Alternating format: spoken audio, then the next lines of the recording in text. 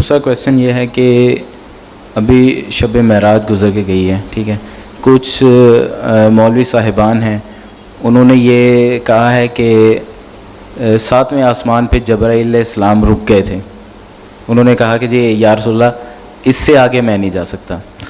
اور بعض قرآن پاک کی تفاسیر میں دیکھا جائے تو اس میں یہ ہے کہ آپ نے جبرائیل علیہ السلام کو اپنی اصل صورت میں دیکھا. تو بعض مطلب یہ کہتے ہیں کہ اللہ تعالیٰ کو دیکھا.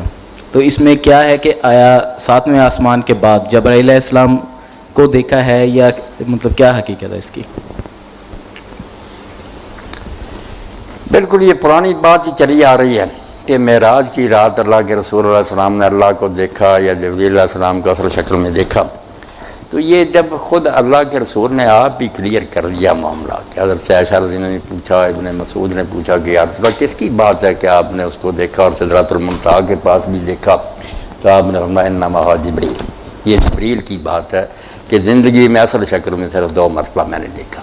ایک مرتبہ زمین پر ہی میں تھا، وہ آسمان کے کنارے پر نظر آیا اور اس کے پر 600 تھے، مشرق سے مغرب تک اس نے ڈھانک رکھا، اتنا اصل جسم تھا بڑا اس کا. پھر نیچے اترا، کعبہ کا حسین ہے نا پڑے، وہ آسمان کی بات نہیں اس کی کہ پھر وہ نیچے ہوا بالکل قریب آ گیا حتیٰ کہ 2 ہاتھ کا فاصلہ رہ گیا. پھر وہی کی دوسری بار ہونا کہ دوسری مرتبہ سدرۃ المنتہا کے پاس دیکھا وہ آسمان. یہ خود آپ نے واضح کر کہ جبریل علیہ السلام کی بات ہے. ایک سوال تو یہ ہے، قرآن پاک میں بھی آپ دیکھ سکتے ہیں جہاں اللہ نے کہا کہ ہم نے سفر کرایا، وہاں اللہ کو دیکھنا ہوتا تو ذکر کرتا اس کا کہ سب سے بڑی بات، مگر وہاں بھی کر لے نُرِیَّاهُ مِنْ آیَاتِنَا، ہم نے یہ سفر کرایا تاکہ ہم اپنے بندے کو اپنی قدرت کی کچھ نشانیاں دکھائیں. جہاں پھر دکھایا کا ذکر ہے سورۃ النجم میں لَقَدْ رَأَىٰ مِنْ آیَاتِ رَبِّهِ الْکُبْرىٰ، حضور نے اپنے رب کی بڑی بڑی نشانی، رب کا تو ذکر نہیں کیا، حالانکہ وہ اصل بات تھی، اگر ہوتی پہلے اس کا ذکر کرنا چاہیے. جی ہاں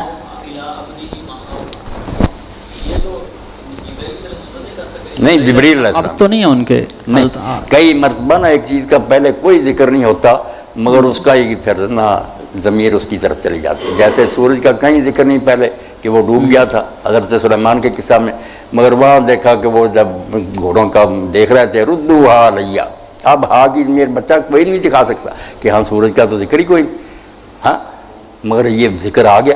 زمین کا کہیں ذکر نہیں ہوتا وہاں پھر ہا کی ضمیر آ جائے. یہ قرآن سے بہت حوالے دے دیں گے.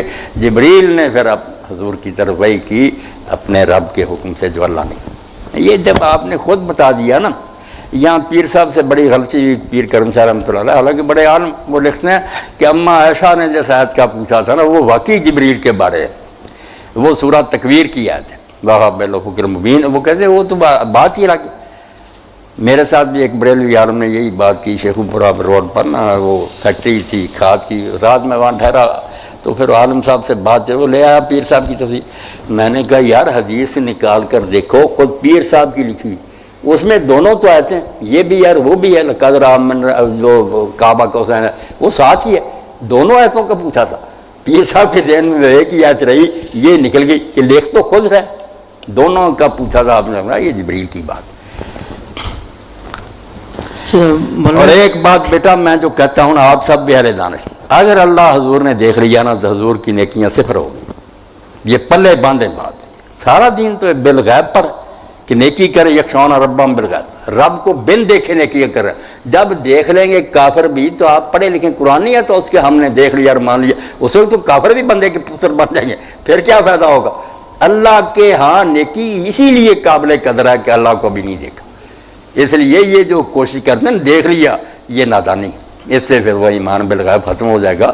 پھر تو حضور کا ایمان جو ہے وہ مجبوری کا ہو گیا کہ اللہ نظر ہی آ گیا، اب نیکی نہیں کرنی تو اور کیا کرنا، یہ نہیں کرنا.